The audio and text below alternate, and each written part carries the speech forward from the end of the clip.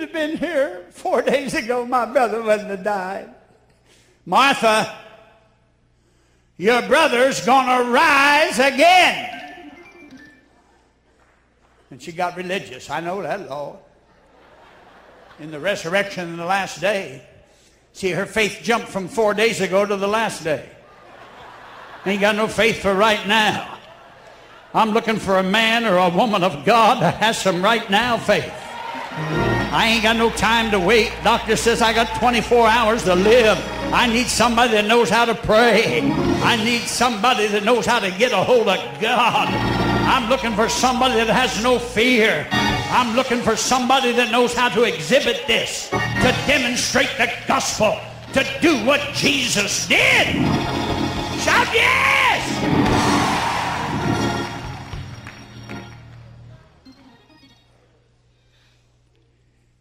He said, Martha, your brother's going to rise again. She said, I know that, Lord. No. The resurrection in the last day.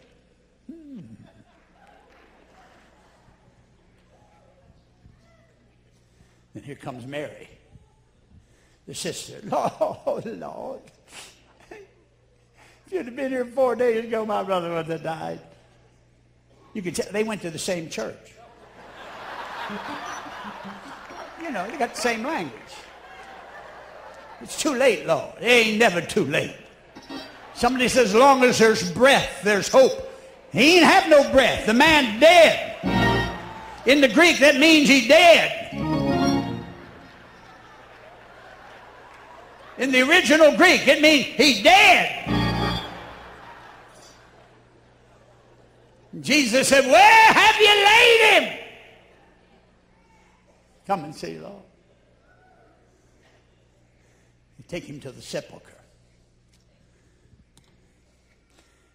He says, Father, now I know you always hear me when I pray.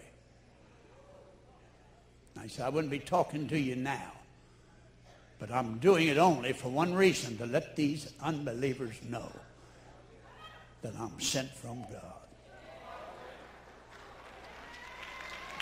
Roll the stone away!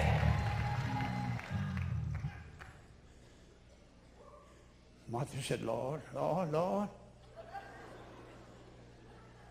He been in there 4 days, Lord. He stinks by now. I know folks that stink and ain't been in the grave yet. In Hobema, I preached the word of God, and I'll never forget an Indian brother came. I was encouraging the people to give to God. I mean, these are poor folks. But he gave, and he did what the man of God told him to do. He brought his daughter who was diagnosed with cancer of the cervix. And he made a faith promise. I'll never forget this. And here I am in the motel, Motel 8. That's the kind of city we were in, Motel 8, the only one in the city. And he called me the next day. He said, Brother Schambach. Hey, I said, who is this? He said, I was in your service yesterday. He said, I just got to call you. I said, how did you find me? He said, ain't but one motel in that town. He said, I knew you had to be there. You're not in a tent.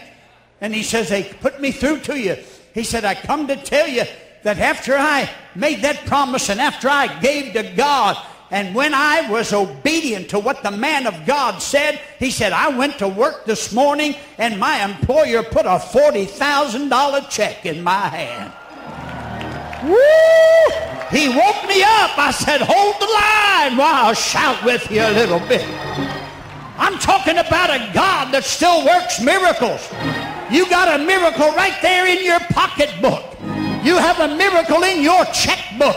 If you just learn how to listen to the man of God and do what he tells you to do. While I was shouting, he said, well, now don't get too carried away. I ain't done yet. He said, my daughter who had cancer of the cervix went back to the doctor. And he's scratching his head. He said, I don't know where that cancer's gone, but the cancer has disintegrated inside of 24 hours. God performed a miracle. He said that's greater than $20,000. That's greater than any amount of money that can come. But he said, you have increased my faith and encouraged me to believe God. These are the kind of miracles that God is doing today. Manifestation of his Spirit. I like the word exhibition. Put it on exhibit. Show it.